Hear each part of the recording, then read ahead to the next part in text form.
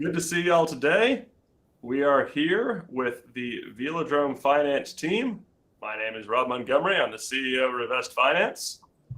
And yeah, we're here to talk about what we've been doing lately, what we're doing with the Velodrome guys, and how this is going to be impacting the DeFi industry moving forward. So let's go. Using this software in a while. As you guys may have gathered, I stole it from Austin.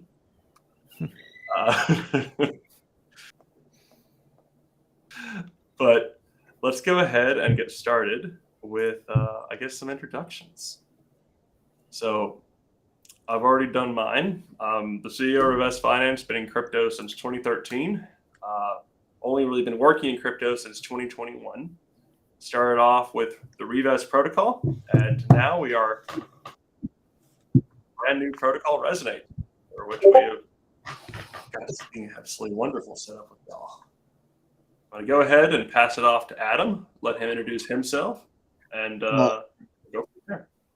Hey guys, I'm Adam. I'm the lead biz dev for Revest Finance. That's about it.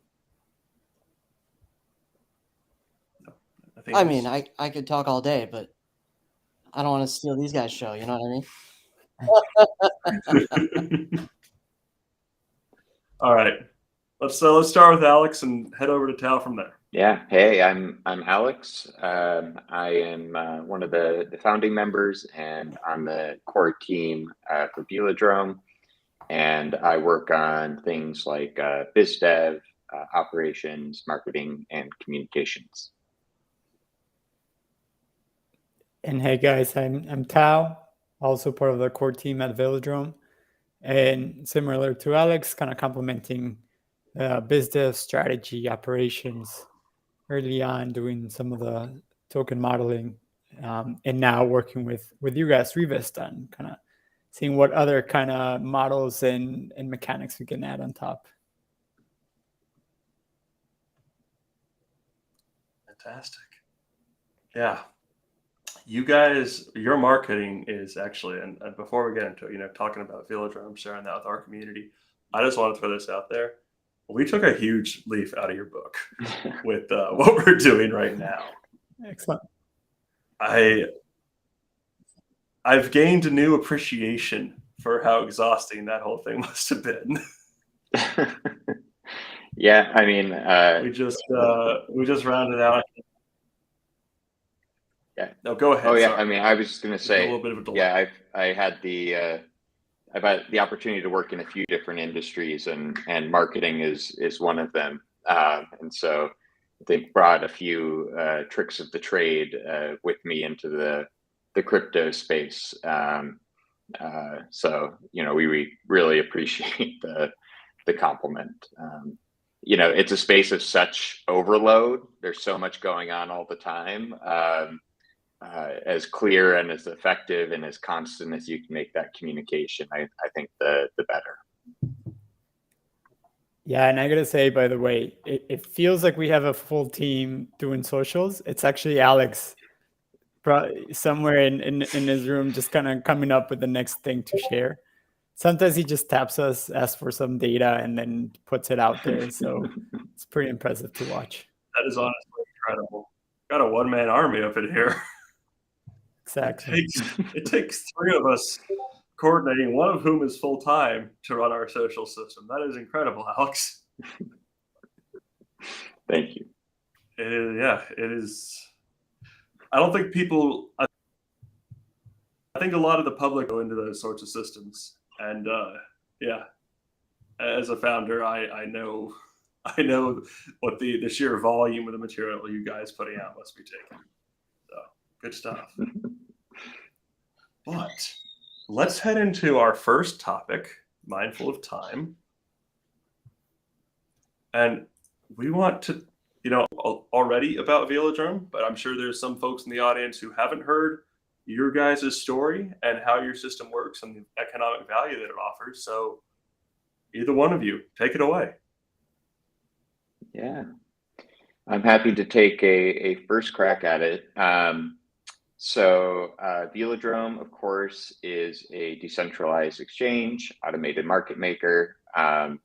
It is designed basically to incorporate some of the best and most effective elements of some of the best market makers out there, which would be Curve, Uniswap V2, and Convex. It sort of rolls all those mechanisms into a single AMM design, and sort of shifts some of the traditional incentive models a bit to provide what we think is a really well-rounded next-gen AMM. If anybody doesn't know like the bigger backstory behind this, I mean, this was basically Andre Cronet's sort of last big effort in DeFi is he sort of looked at, you know, all of the successful models out there for AMMs, what had worked really well about them, what had worked less well. And he said, I'm going to basically develop a better one that brings together the best of each, aligns incentives in a way that is much more conducive to incentivizing active versus passive liquidity, redirects the rewards in such a way that it's more about rewarding sort of protocols and sort of things like that. And he launched Solidly. And if you're in DeFi, you probably at least caught wind of Solidly, right? And we were at that time members of VDAO, right, who were sort of intimately engaged with, you know, what was being called at that point the Solidly Wars. But, you know, we noticed, as many people noticed, a lot of flaws in Solidly. Not so much to do with sort of the core protocol design, right? The thinking was all there. The core mechanics were all there, but there were some very critical sort of bugs in the system. There were some things that we weren't quite clear if they were intended or unintended that we think threw off the incentives. And since we had sort of a front row seat to this, I mean, we were even, you know, key members of ours were even engaged with Andre prior to launch saying like, hey, I don't think you want emissions to work this way, right? We basically, you know, kept a very mental list that turned into a written list about all of the different sort of aspects that you would need to sort of tweak, adjust, or modify to really make this model work, because we believe that the model was not the issue. We believe the model was what Andre promised, the next gen AMM, but we saw an opportunity to basically make some adjustments, bring it to an ecosystem that really needed it, right? That had that sort of product market fit for a base level liquidity layer and launch there. So that's the sort of Velodrome story that I also want to give Tao a chance here to get into maybe a bit more of some of the deep benefits of the model. Before we jump into that, I'm just gonna say I hear exactly what you're saying. I was around for the whole Solidly saga, I guess you would call it at this point. And I remember when Andre blew up on Twitter at certain members of the Phantom community for setting up tokens in a way that he hadn't expected. Everyone was very confused until we started to dig into it and realized, oh wait, this mechanism design just accidentally gave people $5 million worth of Solidly completely by accident on their part, but edge case.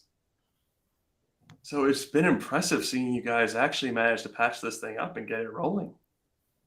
I'm gonna pull this comment up real quick. Yeah, dead on. Tal, I want to hear what you have to go with, please. Yeah, you know, as Alex mentioned, it hasn't been the easiest journeys, kind of adapting this new model, which we saw had a lot of potential. So a few things that we noticed were kind of bringing in the next generation of AMMs through the kind of like the way that Solidly was designed and now Velodrome is designed, is that it's sort of, if you look at the landscape of DeFi, especially, you know, decentralized exchanges, you basically have on a decentralized exchange, you always have the providers of liquidity that are giving a service to the exchange, right? They're taking a risk adding either 1 or 2 tokens to the platform, basically foregoing the right to sell those tokens, and usually in exchange for some kind of benefit, right? Either they get kind of like the fees that are being accumulated from traders that come in and use the tokens being provided, or some sort of emission model. And what Velodrome does really well is it basically kind of consolidates the attention, the incentives, the capital into one platform, which any protocol can take advantage of. So it has like so we have this constant emission schedule that everybody can kind of read on our tokenomics that is very predictable. You have Velo tokens basically emitting on a weekly basis, and then you have the lockers of the tokens that can then vote on what liquidity pools the tokens go to. And they have this incentive. So basically, if you have Velo token, you can lock it for up to 4 years, which in crypto means forever, right? You're sort of like giving away the right to ever sell the token if you lock it for 4 years. But you can, in return, you get all the fees that the platform is accumulating from trades. And also this mechanism bribes that we saw Curve eventually used through the new layers like Convex and Vodium. But this one, we have built-in bribes on Velodrome. So it's a mechanism that protocols can tap into, basically giving tokens to voters in exchange for their votes. So that way voters are compensated for having locked their tokens, and protocols can very quickly round up votes for their pools and very quickly also accumulate liquidity for their tokens. So it's kind of like this balancing mechanism where if you're a protocol that wants to launch an optimism or has already launched and you want to maintain liquidity, you can do it either by locking Velo, accumulating and locking Velo, or bribing. So it adds kind of like these layers, this new level of dynamism on the platform where protocols can follow whatever strategy they think is the most capital efficient, and you see the results as well. Usually a bribe turns into 2 or 3 times as much value in emissions by the votes that it tends to attract. So your protocol, you deposit $1 in bribe, you get $3 or $2 in emissions. So basically you multiply the incentives that you can provide. The alternative is to just do the regular sort of like pool 2 emissions, which is basically deposit tokens that go directly to liquidity providers. But again, on Velodrome, you can multiply basically the effect of the incentives that you're depositing. And at the same time, if you decide to go through the buy and lock or accumulate and lock, because you can also farm, of course, as a liquidity provider, you get the tokens eventually, which you can then take, lock, and now you become a voter. And now you have also sort of like this new revenue stream. You get the bribes, you get the fees, and you're getting emissions going to liquidity pools. So hopefully that wasn't a little bit too fast or too complex. But what the bottom line is, we see that it's very valuable for protocols that want to maintain liquidity for you, first of all, deep liquidity and for a long period of time. So basically, we're giving them additional runway. Any new project, or especially now, right, where markets are volatile, they're tricky, having a place or the tools to extend your runway by making it cheaper to incentivize liquidity can be very valuable, right? Like instead of, if you have a program that is supposed to last for a year of incentives, you can use Velodrome and all of a sudden you have 2 years of runway, right? Using your own protocol's token, which you can deposit. Or if you are, especially stable coins, it's very, very efficient to build liquidity on Velodrome if you're a stablecoin provider. And so you get a lot of liquidity, and at the same time, the stable swap formula that we use is very efficient as well. It has very low slippage levels. It keeps call it the peg on the token for a long period of time, unless the pools get really, really misbalanced, which hasn't happened yet. But that would, of course, be up to the people that are holding the stable coin, right? There's got to be other mechanisms.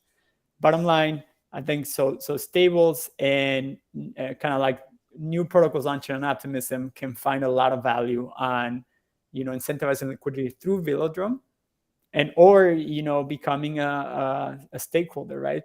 Getting Velo, locking it, and getting some of that yield.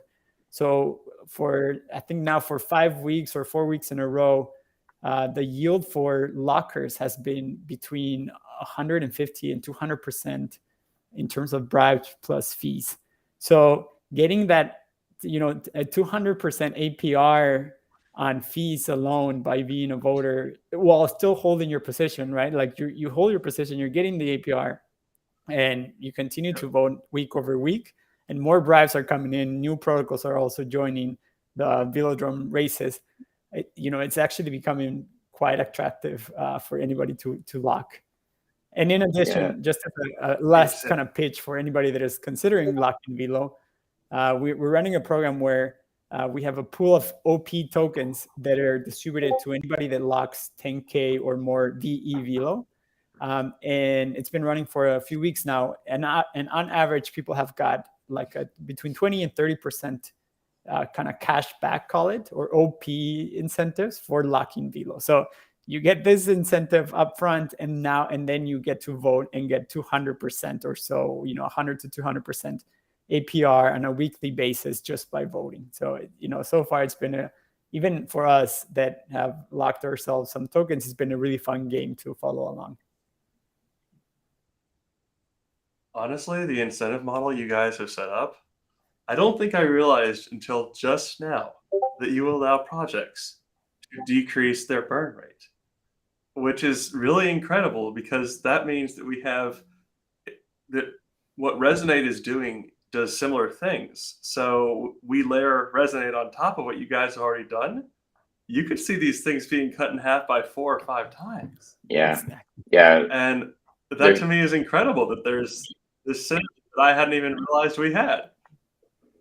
Yeah, we've in just a few of the case studies, right, and in some of the protocols that have basically moved their incentives from what I think was the most popular one on Optimism, was basically just throwing sort of pool 2 incentives on Arrakis, right, emitting those to folks who are depositing in Uni V3 vaults, right. You've got multiple protocols who are spending basically over $1 million a year on purely, liquidity incentives. So that's $1 million plus a year in dirt tokens going outside their door just to attract, a pretty base layer of liquidity. Most of these aren't attracting super deep liquidity on their tokens. And when they've shifted to Velodrome, as Tao said, they're getting 2 to 3 times the liquidity on their dollar. So they've been able to basically cut their costs, cut their dilution down like significantly by 2 or 3 times. And that has a ripple effect for the whole ecosystem, right? Especially even, one additional layer to this is Optimism rewards, right? Right now, Optimism as a whole has a program that is trying to help attract, right, projects, have those projects be able to bootstrap their own liquidity to build and operate. And so there is a burn rate even on the sort of Optimism incentives. And so one of the reasons I think, Optimism is partnered with us is we likewise provide that multiple on the Optimism incentives, whereas each one being spent on liquidity incentives on Uni, you're going to get that 1-to-1. Each OP spent on, on something like Velodrome is going to give you that 2 to 3 times. And so hopefully, what we are doing is really supporting the ecosystem at large and allowing projects to build on Optimism with, as you said, a substantially reduced burn rate, substantially less token dilution, which allows them, of course, to invest in other ways. All right. Oh, I mean, I feel like I really want to just jump right into what we're doing, but I know that I have to ask Adam to give a very quick rundown. Not sure if we're going to be able to top that, but Adam, do you think you can give a really quick explanation to everyone who's listening about how Resonate works? And then we can jump into the very, very obvious synergies. Yeah, absolutely. So I guess, I mean, Alex, do you want to be my volunteer? Awesome. So basically what Resonate does is somebody asked a question in the feed that asked how Resonate is connected to Revest. So basically, Revest is it's a game engine, right? So it's the PlayStation that's in my living room, right? It's a really sleek, sexy box, but there's absolutely nothing I can do with it unless I buy a video game for it, right? So, and you might say, hey, Adam, but you could watch YouTube on it, but I could also do that on my TV. So it's still useless unless I buy a video game. So Resonate is the video game that is built on top of Revest, right? Now, what Resonate does is it gives us the ability to separate principal from interest. All right. Now, I'm going to operate on the notion that everybody here in the AMA understands what an FNFT is. If you don't, look us up on Discord after and I'll explain it to you. But right now, we're just going to pretend like you know. Yeah, look up on Discord. I'll explain whatever you want, or I'll send you to Anthony and he'll explain. But so it gives us the ability to separate principal from interest, right? So Alex, let's say you have 100 tokens and you find a yield farm that'll give you a 100% return, or I'm sorry, a 50% ROI on that on those tokens over 6 months. Okay, you deposit those 100 tokens into that yield farm. In 6 months, how many total tokens do you have? Oh, you're asking the wrong guy if you want the on-the-fly math stuff. I'm gonna have to. No, you want to step up to the plate? No. I asked for volunteer. I'm sorry, man. You got 100 tokens. Okay. You give me a spreadsheet and a few hours, I can be dangerous. But yeah, let's go with the economist for the on-the-fly math. Okay. All right. We got 100 tokens. It's really easy. 100 tokens. You got a 50% return on those tokens over 6 months. You deposit those tokens into a yield farm. How many total tokens do you have in 6 months? 150, but I feel like this is going to be a trick question. Nope, that's correct. You got the trick question. All right, excellent. The trick question, you think it's a trick question. You say 125? And we're like, no, don't worry. Everyone gets that wrong. Now I have 30 tokens. I do the same thing you do. How many tokens do I have in 6 months? 45. Perfect. But you're a smart dude. You understand the time value of money, right? You would rather have some money up front now rather than have to wait 6 months for your tokens. Just like anytime you win the lottery, a financial advisor is going to tell you, take the lump sum, don't wait for the annuity, right? So you go to the Resonate DApp, you deposit your 100 tokens, and I give you my 30 tokens up front for the rights to your interest of 50 tokens. Okay, so the net effect is now you have 100 tokens that are locked in an FNFT, and you have 30 liquid tokens, right? You can do whatever you want with the 30 liquid tokens. In the FNFT, if you want to get out of that position, you could sell it on a secondary market like OpenSea or LooksRare, Luxy, PaintSwap, wherever, okay? And let's look at the risks that you have. You really don't have that many risks except like price fluctuation. Other than that, you've got a liquid amount of tokens up front, and you have the initial tokens that you had locked in that FNFT.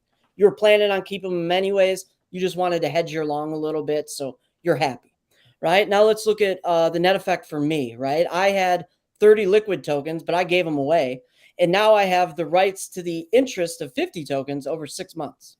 So I'm going to experience two real big risks there, right? First off would be the interest rate fluctuation, right? And second would be opportunity cost, right? Now, what we initially started this whole thing off as was a way for treasuries to be able to manage their emissions, right? And they're managing those with native tokens, and you can't utilize native tokens from your treasury because God forbid you even think or whisper that we're going to spot sell them, right? The whole community is just going to lose their mind. And you can't deposit them into that yield farm because you'll lose the APR, but you can you can utilize them in this fashion because you're paying an upfront amount and you're getting back more. So obviously, if in that situation, you're going to reduce your APR. What is this up? Is this a flowchart of what I'm talking about? Yes, this is. Oh, this is cool. Actually, no. No, I figured I'd put an Oh, unrelated okay. one up on the screen. No, Cool. why So, not? purchaser. This is actually a cake So, recipe. in this situation, right, I was the purchaser, right? I was the one with 30 tokens, and then in the bottom, the issuer, that would be what Tao. Well, Alex was initially until he got cold feet, and then Tao stepped in as the issuer, right? So that's it in a nutshell. Yeah. So the basic gist here is that rather than the DAO paying out those 50 tokens up front, or I mean over the course of these 6 months, they pay out 30 tokens up front, and they purchase the rights to those emissions. So if those emissions are, in their native token, great. If they're in LP tokens because you're using an auto compounder, also great. But the net effect is that you had a burn rate of 50 tokens per month, and you paid out 30 tokens up front, and you